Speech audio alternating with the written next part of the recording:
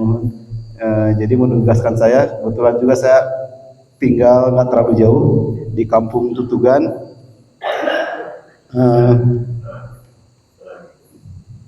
Mungkin sedikit video dulu buat memotivasi teman-teman.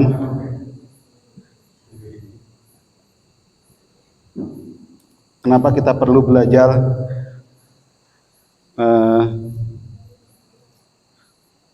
menyembelih ya?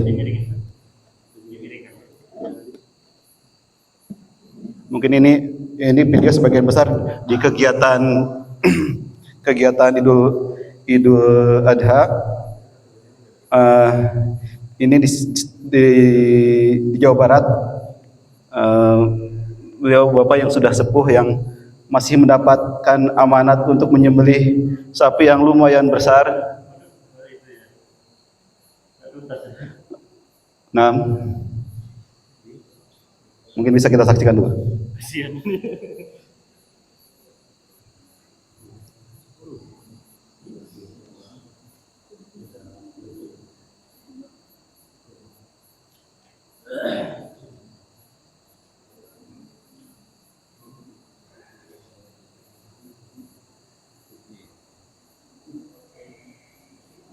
Yang kedua juga sama, masih penyembelih yang bapak-bapak yang sudah sepuh ya, dengan tenaga yang seadanya masih dikasih tugas untuk menyembelih.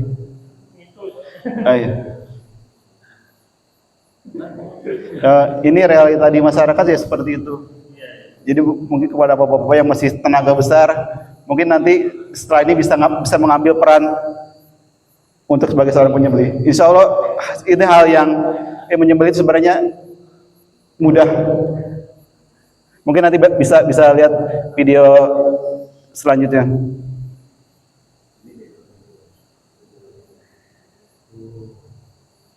Ini karena keterbatasan ilmu dan di lingkungannya hampir semua nggak ada yang paham ketika mana yang harus terputus.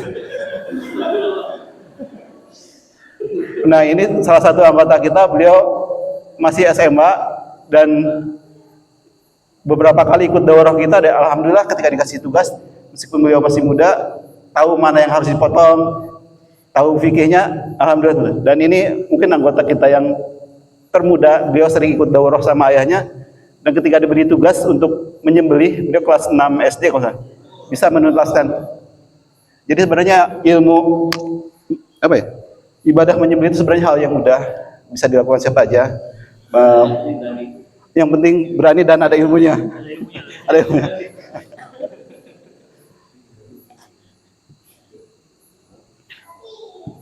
Mungkin balik kita ke bismillah, kita mulai materi.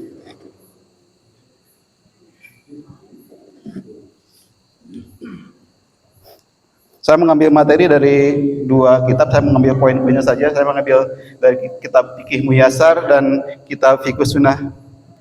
Mungkin dari definisi dulu penyembelihan, dari beberapa penjelasan dari Imam Mazhab Imam Hanafi mendefinisikan sebagai cara syar'i untuk menjaga kesucian dan kehalalan binatang. Jika ia termasuk kategori yang bisa dimakan, atau kehalalan untuk memanfaatkan kulit atau bulunya yang jika binatang tersebut tidak bisa dimakan. Itu menurut ulama mazhab Hanafi. Sedangkan untuk mazhab Hambali mendefinisikan penyembelihan syar'i adalah menyembelih atau memotong binatang yang bisa dikendalikan dan halal dimakan, serta hidup di darat, bukan belalang dan sejenisnya. Jadi kalau ada binatang-binatang di darat, belalang halal ya? Halal. Jadi tidak usah disembelih. Terus gimana caranya? Itu dengan cara memotong urat leher, urat napas, atau melukainya jika dipotong urat leher, atau melukainya jika sulit dipotong urat leher. Dan jadi bisa di mana saja jika seandainya hewan tersebut dalam kondisi di luar pengendalian kita. Sedangkan menurut ulama mazhab Syafi'iyah, penyembelihan adalah menghilangkan ruh dengan alat tertentu dengan syarat-syarat agar yang disembelih menjadi halal. Tadi di penjelasan dari ulama mazhab Syafi'i ada beberapa urat yang harus dipotong, yang dimana kalau kita gambarkan seperti ini, itu yang paling depan Itu adalah namanya hulkum. Itu adalah saluran napas. Di belakang itu ada yang warna coklat. Itu adalah mar'i, itu adalah saluran makan. Dan ada dua saluran lagi itu yang biru dan yang merah. Itu namanya wadajain. Yang satu pembuluh arteri, satu lagi pembuluh vena. Di mana arteri itu yang memompa darah dari jantung ke organ, dan satu lagi yang pembuluh balik, pembuluh vena dari organ ke jantung. Nah, urat-urat yang harus dipotong itu adalah yang 4 ini. Mungkin dari segi fikih ada syarat minimal untuk mazhab Syafi'i sendiri hanya mewajibkan hulkum dan mar'i, itu saluran napas dan saluran makan. Tapi kalau yang lebih sempurnanya itu semuanya hulkum, mar'i dan wadajain. Mungkin kalau ini ada sedikit gambar.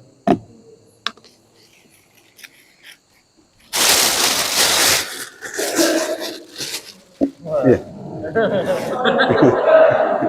Mungkin ini bisa lebih sedikit memvisualisasikan yang namanya hulkum itu yang paling bawah ya. Di sini. Jadi ketika kita memotong, yang pertama kita motong itu dia saluran napasnya dulu. Yang kedua, setelah itu kita memotong saluran makannya.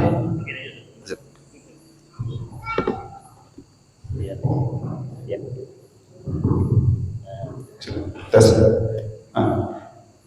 Dan yang saluran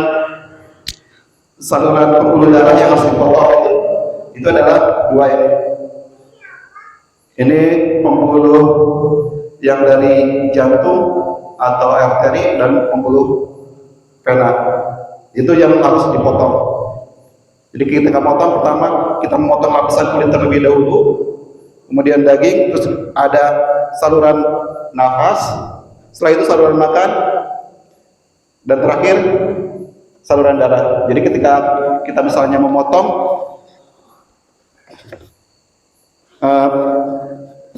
seperti ini, nanti dari darah yang keluar, berarti kalau darah yang keluar memancar, berarti insya Allah hulkum dan mar'i sudah terpotong. Jadi kalau misalnya darah belum memancar, ada kemungkinan ini juga belum terpotong. Jadi usahakan ya sebagai tanda bahwa itu berhasil, darah itu harus memancar keluar. Berarti ini yang di atas ini sudah terpotong insya Allah.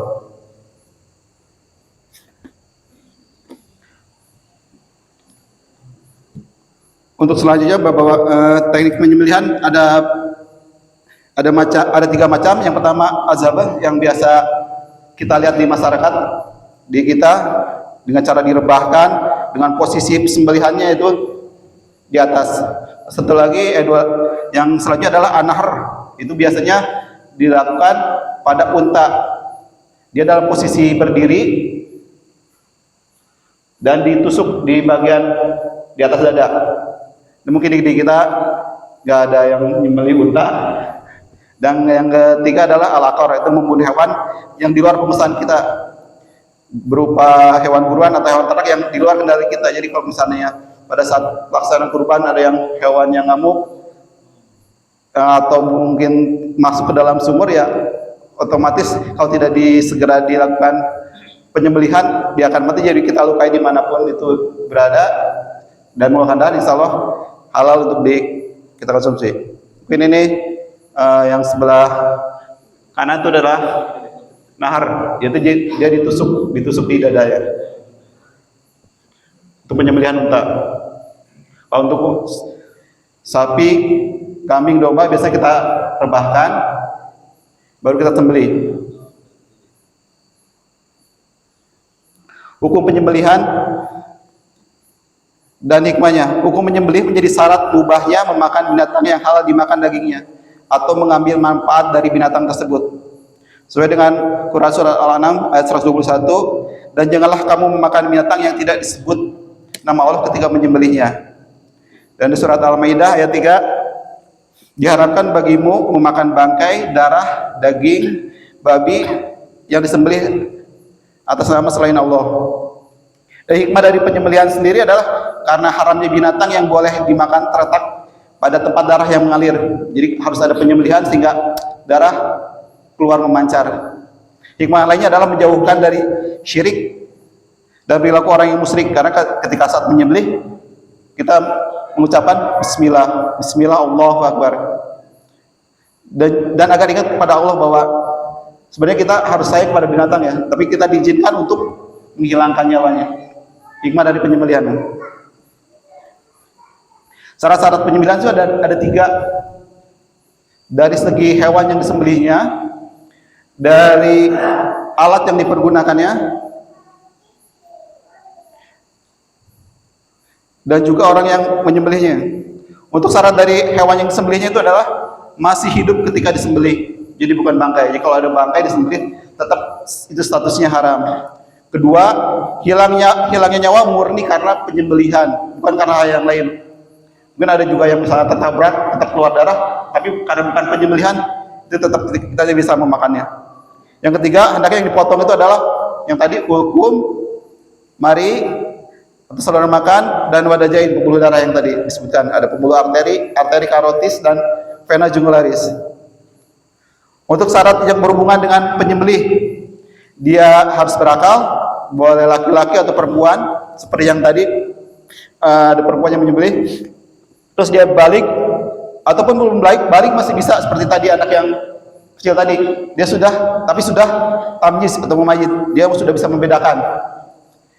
Yang ketiga dia harus Islam, dan yang ketiga pada saat penyembelihan melakukan penyebutan nama Allah dengan mengucap bismillah, dan yang keempat tidak menyembelih untuk selain Allah, karena masih ada di kita di masyarakat yang menyembelih untuk hal-hal yang tidak, untuk sejarah seperti itu. Dan banyak juga yang dilakukan oleh orang-orang yang berpendidikan ketika misalnya ada suatu proyek, ada gangguan-gangguan ketika saat proyeknya, mereka beranggapan dengan menyembelih bisa menyelamatkan, padahal sebenarnya itu tidak ya. Mungkin kalau ada cerita teman di daerah Bandung Selatan, di kebanyakan petani, jadi ketika mereka mau menanam ada yang menyembelih, dan teman diminta untuk menyembelih, terus si petani itu bilang tolong kepala sama kakinya dipisahkan. Ya, teman udah nggak mau karena tahu peruntukannya untuk apa. Dan yang di pantai. Satu lagi yang biasanya larung laut seperti itu. Dan praktek-praktek itu di masyarakat masih berjalan. Yang ketiga adalah syarat yang berhubungan dengan alat sembelihnya. Alat sembelih itu harus tajam. Dia bisa besi, kayu, atau batu pun boleh. Tapi kita pasti akan kesulitan mencari batu yang tajam, akan lebih mudah mencari pisau untuk menyembelih. Dan alat tersebut yang penting bisa digunakan untuk memotong. Karena yang dimaksud dengan menyembelih adalah memotong hukum, mari, dan memberikan darah. Dan ada batasan buat memotongnya, itu tidak boleh menggunakan tulang dan kuku. Jadi meskipun punya kuku macan atau yang terkena itu tulang kesuari, dia keras dan bisa tajam, itu tidak boleh. Mungkin dari ini kita bisa ambil pelajaran. Ini kejadian di negara tetangga kita tahun kemarin sempat viral. Mungkin kita akan hubungkan dengan syarat-syarat penyembelihan tadi.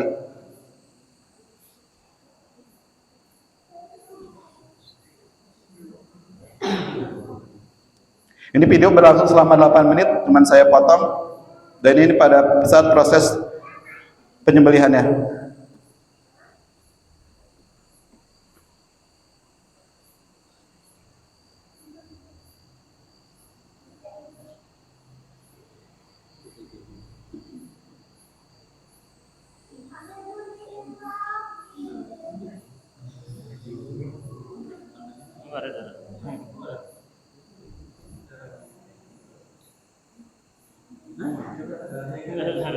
Nggak ada darahnya. Mungkin dari syarat tadi yang pertama dari orang sendiri, insya Allah muslim ya. Yang dari syarat kedua dari alat besi tajam bisa memotong. Tapi ada syarat yang pertama tadi yang tidak, dia dalam kondisi sudah mati, dia tercekik. Untuk seperti ini halal apa haram? haram karena dia sudah bangkai. Jadi peranganan saat handling itu harus benar-benar jaga, jangan sampai kejadian seperti ini. Ketika kita jadi panitia, otomatis kita tidak bisa melaksanakan ini. Jadi kita harus berhati-hati ketika handling hewan.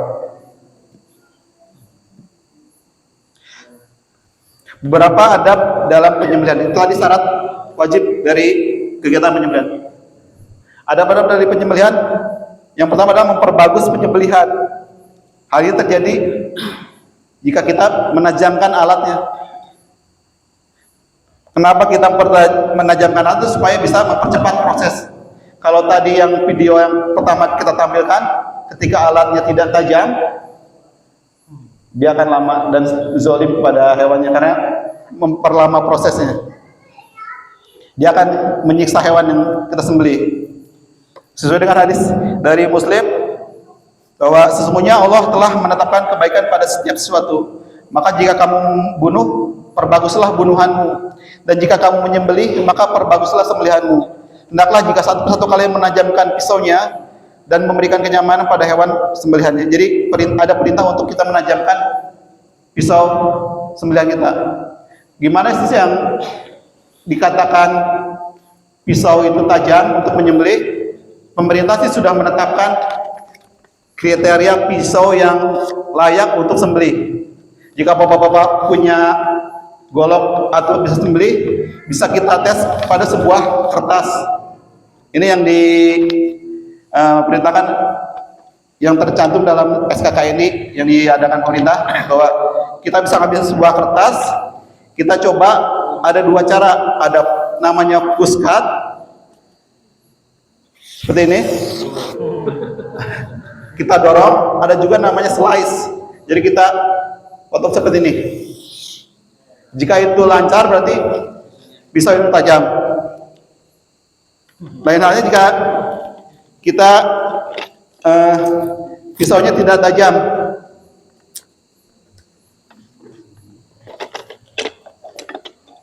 Mungkin kita tunggukan dulu. Jadi ketika kita uji coba ke kertas,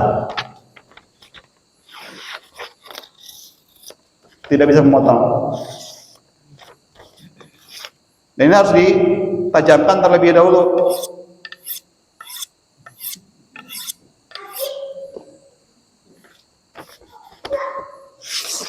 Ya, tajam lagi. Nah, itu ketika kita lancar untuk memotong ini berarti pisaunya layak untuk digunakan.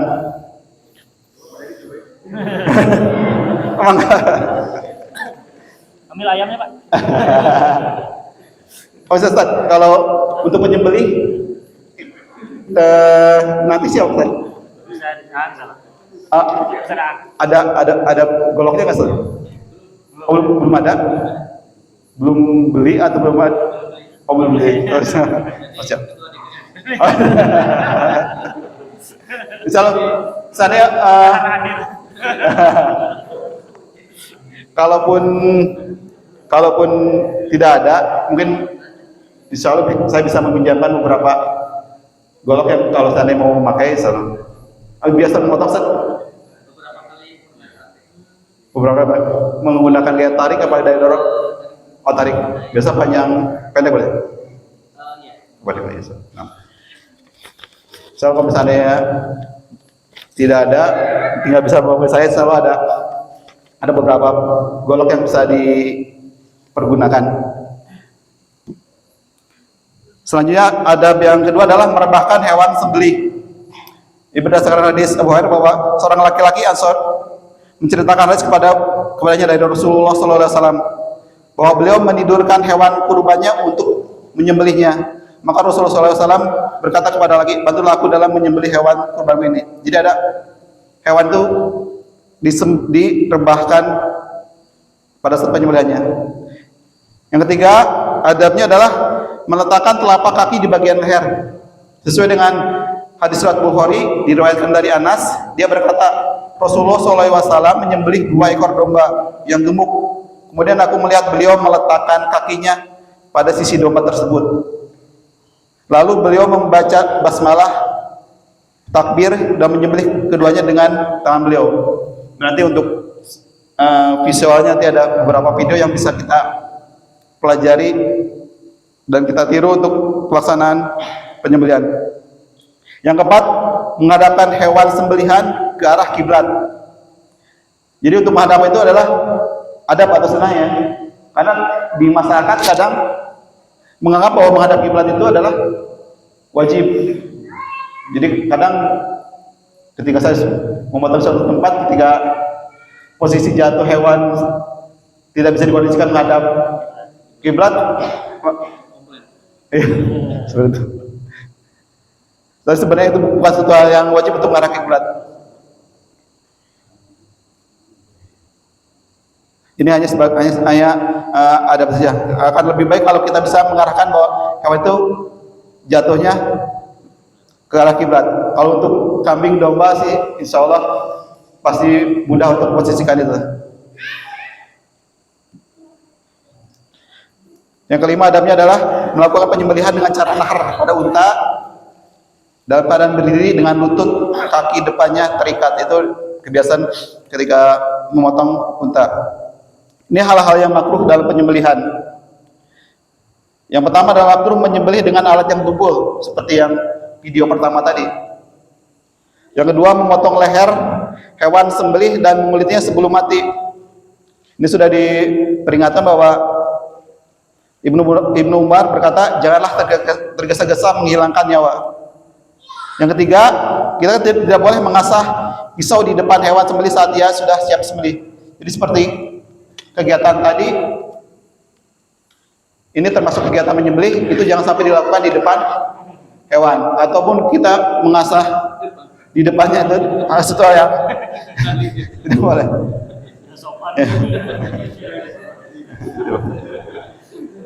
Ini praktik yang mereka melakukannya seperti ini.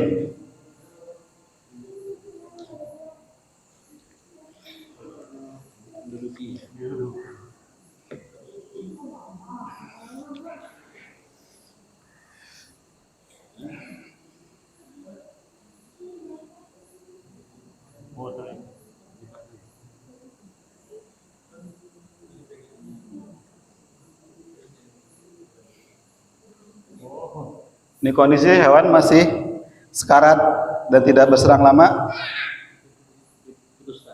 diputuskan. Mereka hewannya belum mati dengan sempurna.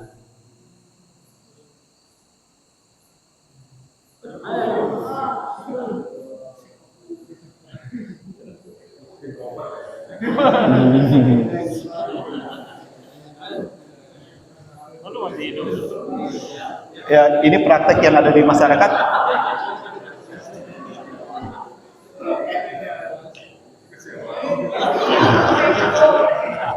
Pak Adi itu apa sih?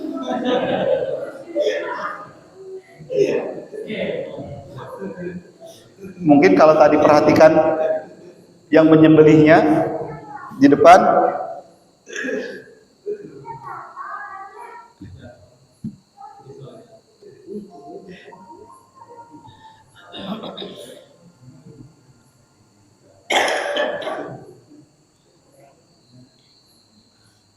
ini dalam kondisi ibadah, lihat yang menyembelihnya tidak menjaga auratnya. Oh iya. Dan ini ya di masyarakat ketika ada DKM yang tidak ada seorang penyembelihnya di masjid. Maka emang cita-cita dari teman Ustaz Yusuf, beliau berharap bahwa tiap masjid itu ada satu penyembelihnya. Ya mudah-mudahan santri di sini yang nanti insya Allah pulang dari sini ke daerahnya masing-masing bisa mengambil peran ini. Karena otomatis ya di masyarakat ada sistem seperti ini, ada DKM-DKM yang tidak ada penyembelihnya, tidak ada ustadznya. Jadi mereka ada ustadznya juga kadang-kadang tidak berani dan menyuruh orang di luar. Dia hanya modal keberanian untuk memotong itu, tapi tidak didasari dengan ilmu. Dia tidak menjaga adabnya.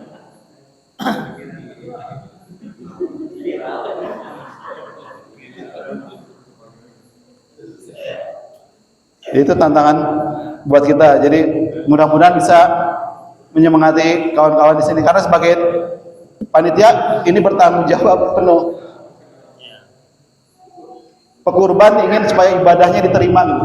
Tapi ketika yang mewakilkan tidak menjaga adab seperti ini, tidak menjaga aurat, ya mungkin nanti pekurban bakal mencari tempat yang lain supaya ibadahnya bisa maksimal.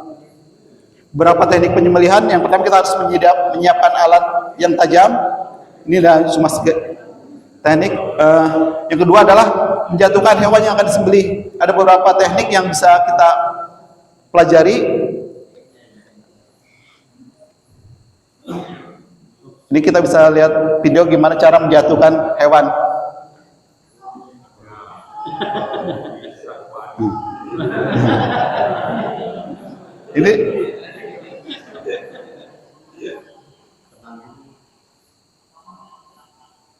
Ini dilakukan sendiri.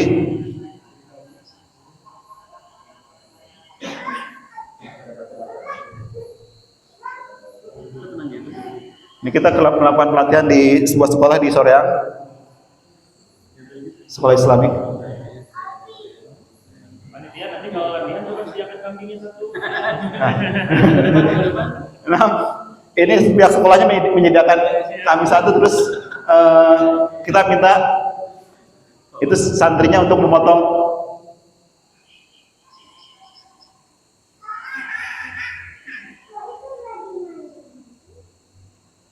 Ini udah posisi siap disembelih, tanpa diikat pun kalau sudah biasa ini nggak usah diikat, bisa langsung sembelih.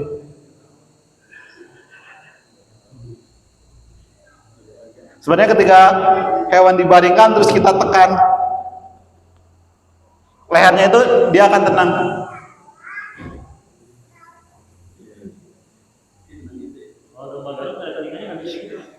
Domba garut sama aja, kalau usah ditutup telinganya.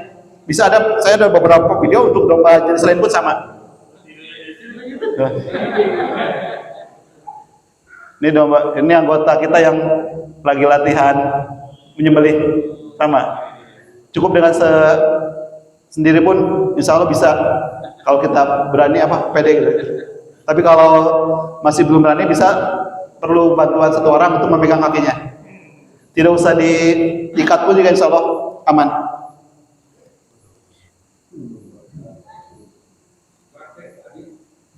Ini adalah salah satu teknik metode Barley.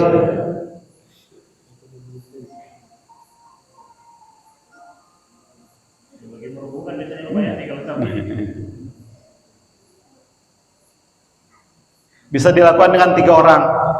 Ada orang yang di depan untuk menghandle kepala.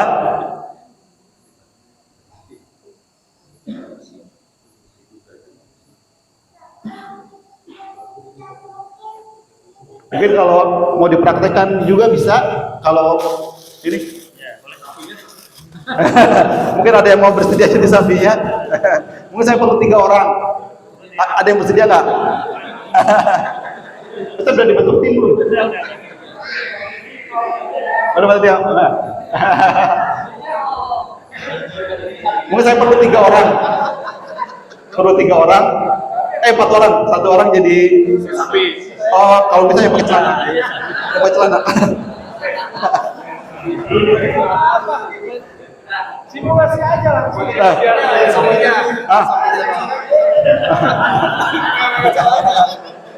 Tapi kan nutup orang.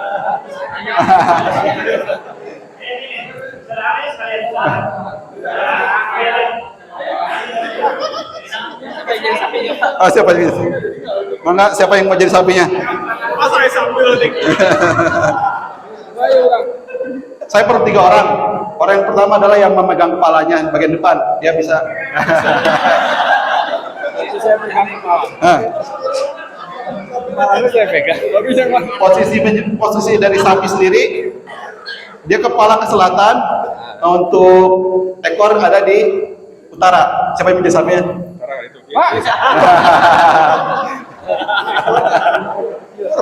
Palingan.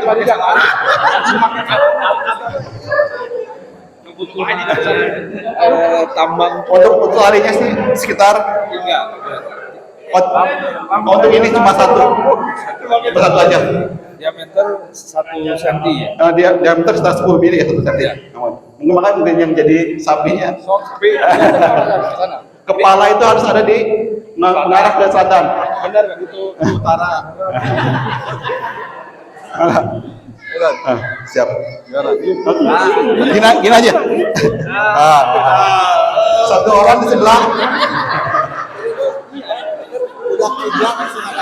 Iya. Posisi kepala ke. Ya. Sekarang saya perlu satu orang lagi untuk membuat simpulnya. Nah. Yang pertama, biasanya kita tali bagi dua, terus kita kasih tanda. Seperti ini, terus kita masukkan ke sini. Nah, terusnya kita silang di sini. Itu juga sama. Enggak, dari bawah. Silang. Nah, seperti ini. Setelah itu, kita masukkan ini ke sini. Nah, saya ini.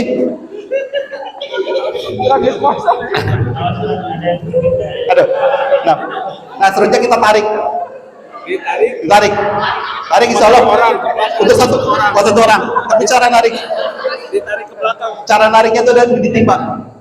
Karena kita berharap supaya jatuh ke kiri, jadi tenaga yang di kiri lebih kuat. Begini, cuma ini lebih kuat. Nah, tinggal tarik, timpa aja. Jangan yang tarik ini, nggak boleh. Mau jatuh ke arah sini kan. Berarti ini yang lebih keras. Yang narik yang kiri. Ini juga tetap narik, tapi pelan aja. Ditarik tapi ini yang Lebih keras ya, cuma tarik ini ya. Oh, iya. Insya Allah nanti ketika ini sudah jatuh.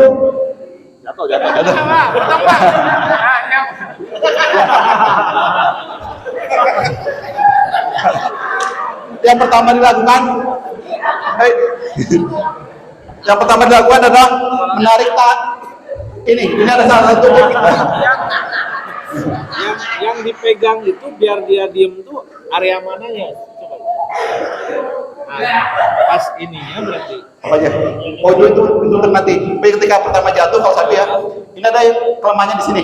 Oh ditarik, dipegang. Ditarik. Oh ditarik. Nah itu selanjutnya orang yang satu lagi untuk memposisikan kepala. Oh. Jadi ketika sudah jatuh, Di balik ini. di Ya, kalau posisi mau seperti ini bisa, kalau seperti ini bisa, seperti itu. Ketika sudah tenang, baru kita ikat kaki-kakinya. kaki ini yang Ikat. Cuman ini harus hati-hati karena beberapa ada video yang dia bisa sampai ke tendang. Kalau misalkan ini kan sebelum ditarik nih, Ya, kita pasang dulu bisa, tambang di dua kakinya. bisa. Cuman dia biasanya kegelian dan agak kurang nyaman buat dia. Tapi kalau bisa pemanasan itu udah menyiapkan juga boleh.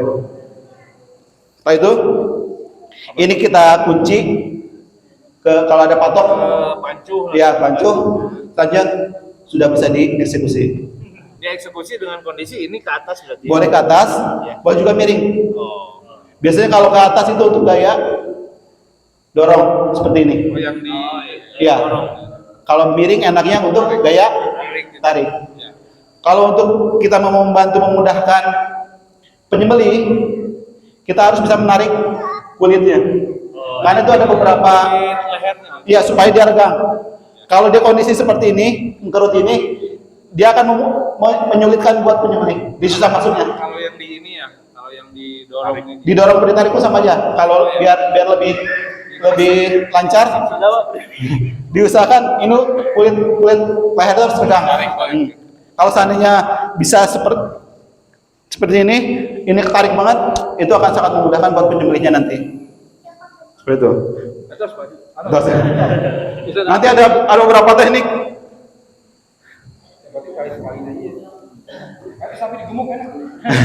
Ini ada satu lagi teknik, namanya teknik Barley.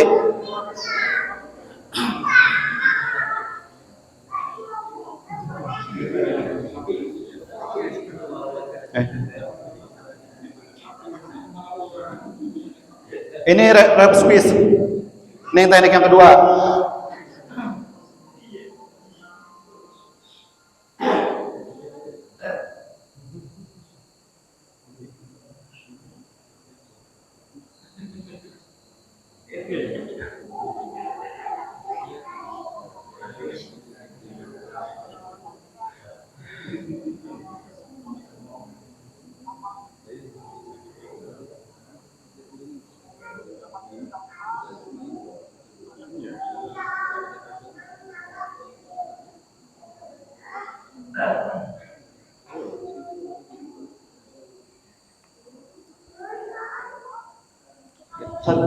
Dilanjut aja. Lanjut aja kalau nanti.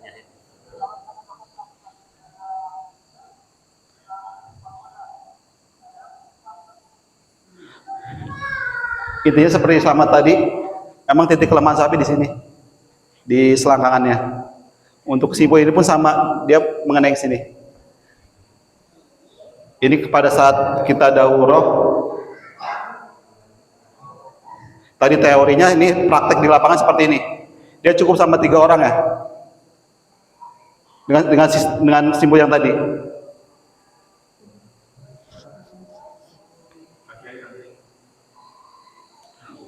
Untuk tambang yang digunakan biasa sekitar 12 meteran, harus menyiapkan itu.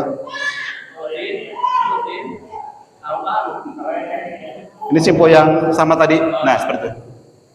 Nih.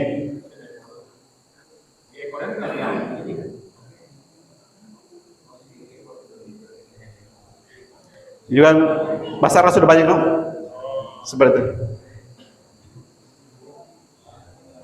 Setelah jatuh,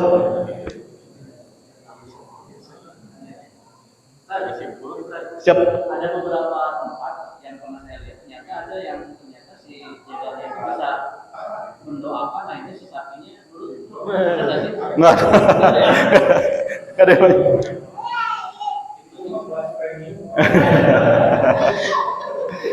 Kalau untuk amal itu saya belum pernah. Enggak ada. Nih, ketika jatuh, usahakan tarik ini dulu. Kalau saya biasa, ini mah yang, kalau ini harus sudah jagal yang sudah jago, biasanya dia hanya tidak perlu menggunakan tali, cuman dia kakinya diikat satu kaki untuk menghilangkan keseimbangannya. Sama ini juga di bawah jalan dulu, dan kaki satu diikat, akhirnya dijatuhkan. Dia diputar kepalanya. Tapi ini kalau belum pernah terbiasa sih jangan sampai pakai teknik ini.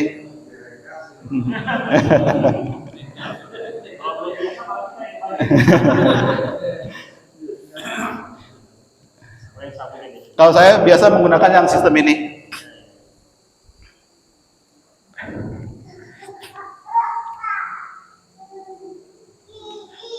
Yang pertama kita amankan kaki depan dulu. Kalau saya biasa pakai patok ring, kita bikin patok depan, terus diikat kaki kiri. Setelah itu kaki belakang yang sebelah kiri juga diamanin.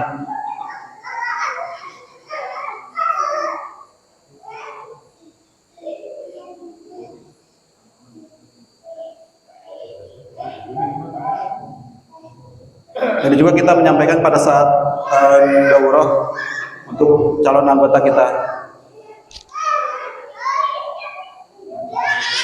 Kaki belakang kiri juga kita amanin.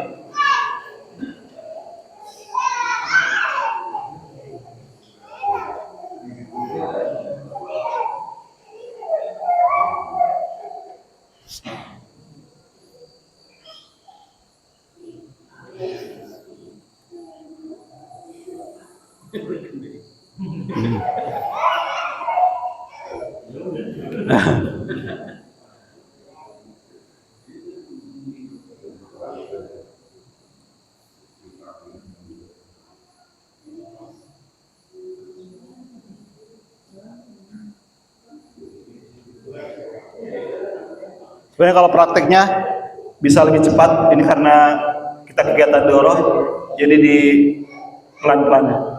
Ya setelah terbit semua kita tinggal menarik saja. Sama, kelemahannya adalah di sini, di selangkangannya, itu titik lemahnya. Iya. Nah.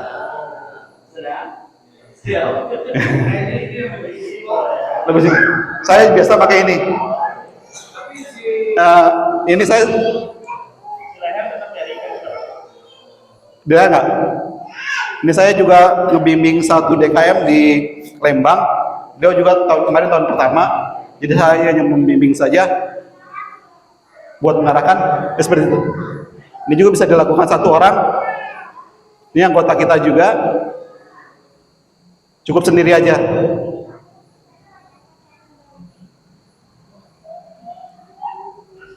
Ini titik kelemahannya di sini. Jadi kalau sudah jatuh, Pak, nanti usahakan ada orang yang menarik ini. Setelah itu ditarik, baru kita bisa ikat kakinya. Nah, ini juga saya dulu di Mahat di Lembang, Mahat Biro Waidain, seperti itu. Kalau ini saya sudah tidak bisa mengikat lagi di kakinya, karena biasa saya pakai patok ring. Kalau ada patok ring lebih bagus. Jadi sudah langsung ketika jatuh sudah tidak usah diikat lagi, langsung bisa eksekusi, nggak usah diikat lagi kakinya. Mungkin nanti Bapak bisa mau mengambil teknik yang mana, yang nyamannya seperti apa.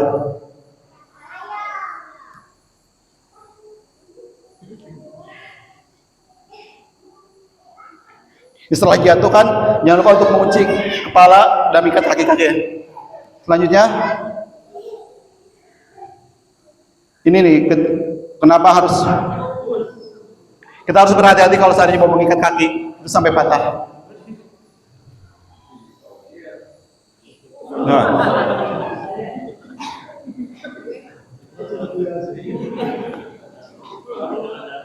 Tenang, sampai patah kakinya.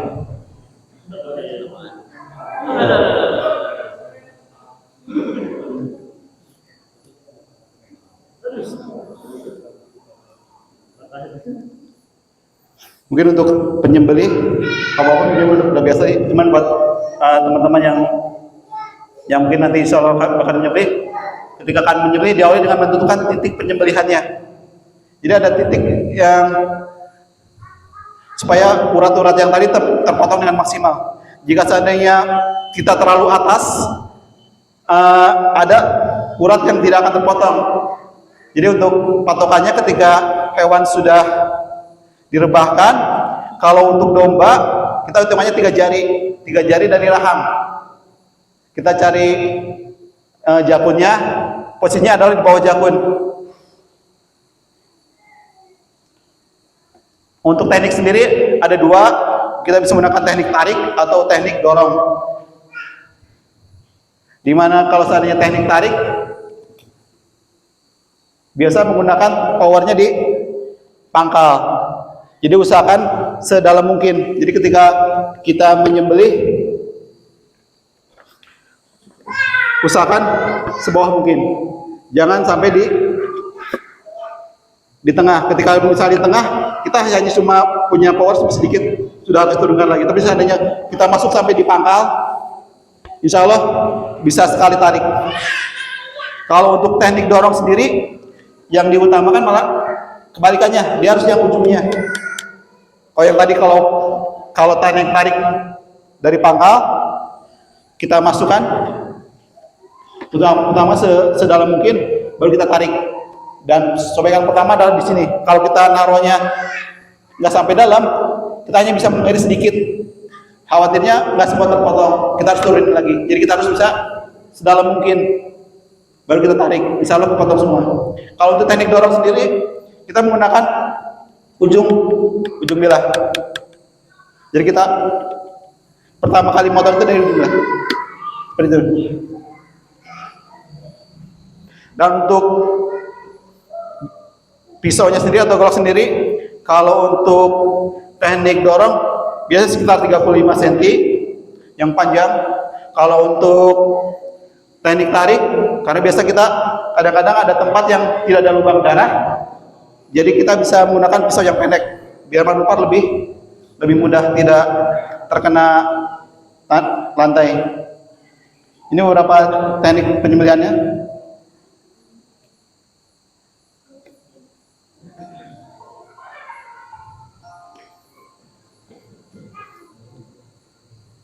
Ini anggota kita yang baru pertama kali motong sapi. Ditentukan dulu titik sembelihnya. Kita pegang kulit kepala, pegang kulit lehernya.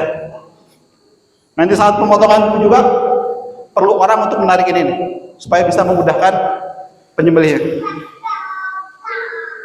Kita masukkan paling dalam di pangkal.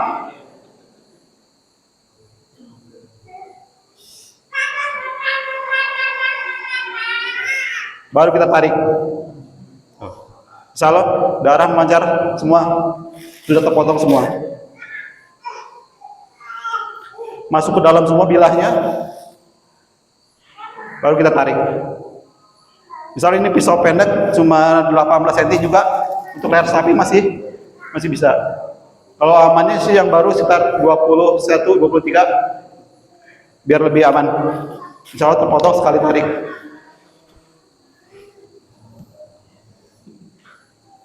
Kalau untuk gaya dorong,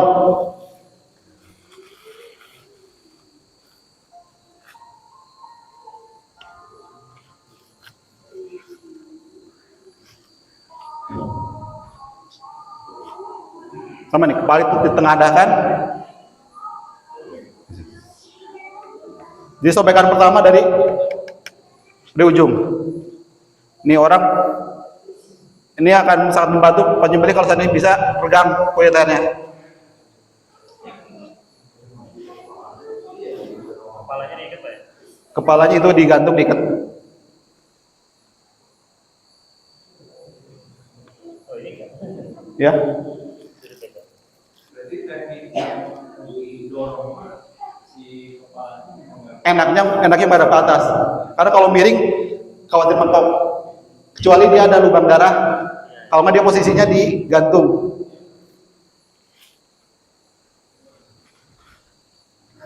Cuma kalau seandainya mau menggunakan teknik dorong, usahakan punya sarung tangan yang anti sayat. Kecuali misalnya ketika ngedorong dia cuma satu tangan. Kadang-kadang kalau kebanyakan yang teknik dorong itu pakai dua tangan ya.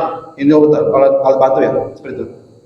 Bisa menggunakan ini. Kadang-kadang beberapa saya dapat kiriman video itu dia luka karena apa? Karena dikebalik. Ini dalam kondisi sangat tajam. Jadi usahakan kalau penyembelih disiapkan sarung tangannya.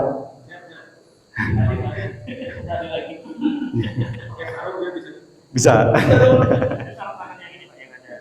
Ini sarung tangan yang baja. Cuma ada juga sih sarung tangan yang sayat ada.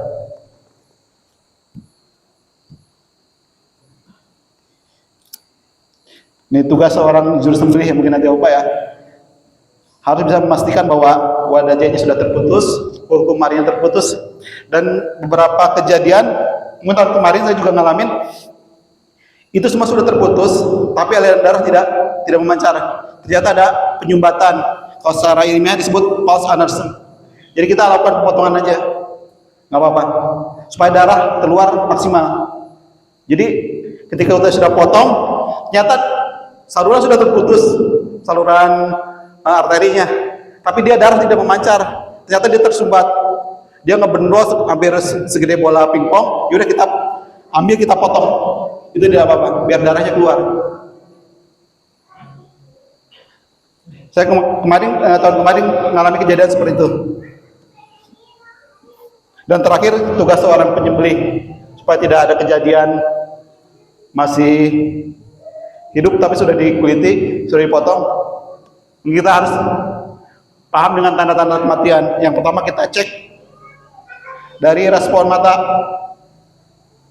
Ketika sudah kita potong, sudah tidak gerakan, coba tempelkan tangan. Ketika masih kedip, ya udah kita biarkan dulu sampai dia sudah tidak ada respon. Selanjutnya tugas seorang penyembelih itu apa? Dia lihat dari darahnya sudah terhenti. Biasanya sih kalau darah itu yang normal itu 30 detik sudah tinggal perlahan. Selanjutnya sudah tidak ada gerakan napas, dan ekor sudah tidak memberi respon. Jadi ketika sudah kita tinggal dari depan dulu ya, kepala dari mata kita cek udah nggak ada respon, terus kita lihat pindah ke leher, darah sudah tidak ada yang mengalir, terus kita lihat ke perut sudah tidak ada gerakan napas. Terakhir kita cek ekor, kita gerakin gitu aja. Seandainya dia tidak ada ngerespon, ya udah selanjutnya bisa ke tahap selanjutnya, itu tahap penyisitan. Jadi untuk tugas seorang nanti bapak penyembelih harus memastikan itu. Kalau seandainya di sini misalnya memakai jagal dari luar untuk menguliti, itu harus benar-benar diperhatikan. Namun karena kita keterbatasan, ada beberapa masjid yang keterbatasan dengan SDM, dia ngambil jagal dari luar, dia tidak menyembelih, cuman tugasnya dia menguliti, mengeluarkan jeroan, menurunkan daging. Dia itu pengen cepat pak. Kadang-kadang ketika masih gerak pun, dia ada triknya, dia tusuk lehernya. Sebenarnya dia hewan itu belum mati, tapi dia tusuk di bagian tekuknya, ada pakai pisau kecil, udah dia nggak bergerak. Tapi sebenarnya dia belum mati. Dia hanya memutus sarafnya. Itu biasanya kecurangan yang dilakukan oleh jaga-jaga biar supaya dia cepat kerjanya. Karena kalau mau nungguin mati sempurna, dia nunggu sampai 5-7 menitan normalnya ya. Jadi kalau kebayang kalau seandainya dia kerjain 10 ekor kali 7 menit, udah 1 jam dia harus mengorbankan waktu. Tapi ketika misalnya dia tusuk, udah nggak kelihatan dia bergerak, dia kelihatan mati, tapi sebenarnya tidak. Jadi itu harus dijaga. Kalau seandainya mau menggunakan jasa orang luar. Mungkin itu dari segi fikih dan tekniknya. Mungkin ada yang bapak-bapak mau menanyakan? Silakan bapak yang bertanya dari teman-teman yang belum seperti itu.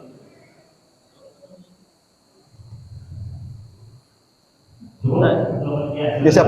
Jadi kalau misalnya ada manajemen kurban yang ingin cepat nih, Yeah. kan kita tujuannya bahwa kurban itu ingin halal dan thayyib ya. Yeah.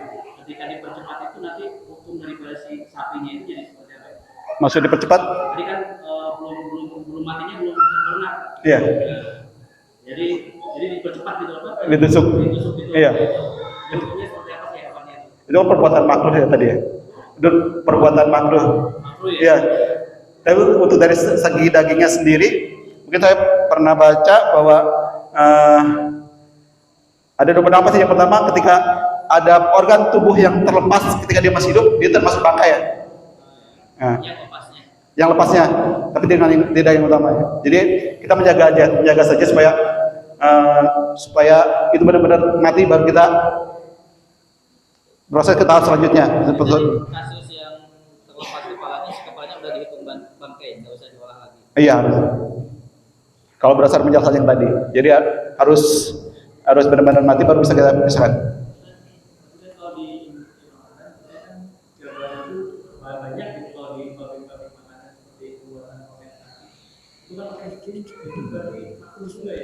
Maksudnya? Power on. Industri makanan. Untuk di industri makanan sendiri pemotongan tetap pakai pisau.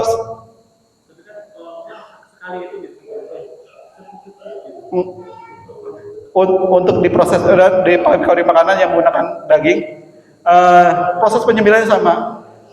Meskipun itu juga misalnya dari perusahaan luar, karena ada beberapa teman yang kerja di luar sebagai penyembelih ya, proses sama, harus pakai pisau biasa disembelih, ya sudah tunggu kematian dengan sempurna, baru bisa di tahap selanjutnya. Beliau motong ratusan ekor per hari, ya seperti itu. Itu kalau secara syar'i, tapi gimana kalau misalkan ada kondisinya itu pakai mesin, misalkan nyembelihnya bukan pakai orang, jadi asup sapi keluar otak. Untuk selama ini nggak seperti itu. Ya, kalau ada kondisi seperti itu berarti dagingnya gimana hukumnya? Kalau pakai mesin? Karena kan ketika berhubungan dengan label halal, itu ada proses, ada hal-hal yang tidak bisa tidak bisa diganggu gugat, seperti penyembelihan harus seorang muslim. Ketika teman-teman yang bekerja di luar negeri dan dagingnya diimpor ke kita, itu harus orang muslim. Dan kalau di sana Pak, benar-benar dijaga, meskipun perusahaan muslim ya, bahwa seorang penyembelih itu harus menjaga sholatnya. Ketika dia tidak menjaga sholat, dia akan dipotong gaji. Beda dengan di kita karena mereka bekerja kasar untuk sholat pun kadang-kadang mereka tidak menjaga. Terus karena mereka kerja malam, kadang-kadang awan sambil minum dulu. Seperti itu. Tapi tidak semua seperti itu, men. Karena teman ada yang di lingkungan RBI seperti itu. Sama halnya juga dengan pemotongan ayam.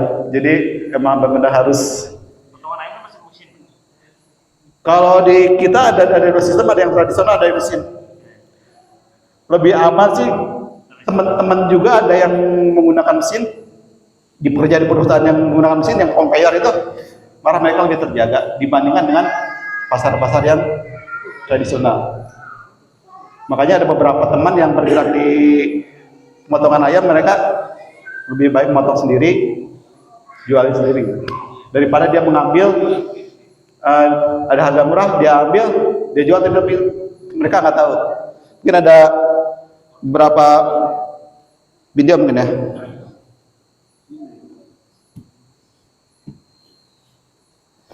Ini kondisi di lapangan seperti ini, Ustaz. Hukum dan mari tidak terpotong. Ini statusnya? Iya, itu. Kan kayak cuma ditusuk aja gitu ya. Iya, ini hukum dan mari itu tidak terpotong. Kalau mazhab Syafi'i kan itu wajib, ketika ini tidak terpotong, jatuhnya haram. Nah, darahnya juga nggak mengalir.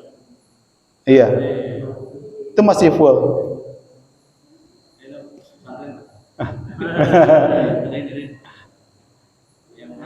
Maka akan lebih baik sih kalau saya bisa memotong sendiri. Kan fried chicken rata-rata daging itu pakai itu. Kalau peracikan biasanya Pakai mesin. pakai mesin. Iya, pakai mesin. Iya. Putus. Enggak. Ada teman yang anggota kita juga, beliau kerja di perusahaan pemotongan, rumah pemotongan unggas. Dia sehari bisa sampai 6.000 ekor. Dikondisikan, ya alhamdulillah di tempat beliau itu dengan murota segala macam. Itu yang besar. Tapi ketika ngomongin yang tradisional, Iya, malah itu. dengan musik dangdut segala macam, mereka kerja, mereka motong Iya. dengan minuman seperti itu. Tapi tidak semua sih. Tapi ada yang seperti itu, Ustaz. Dan mungkin dari kepala kita bisa mengukur lah ini halal haram. Tapi ketika sudah dipotong-potong, kita tidak tahu.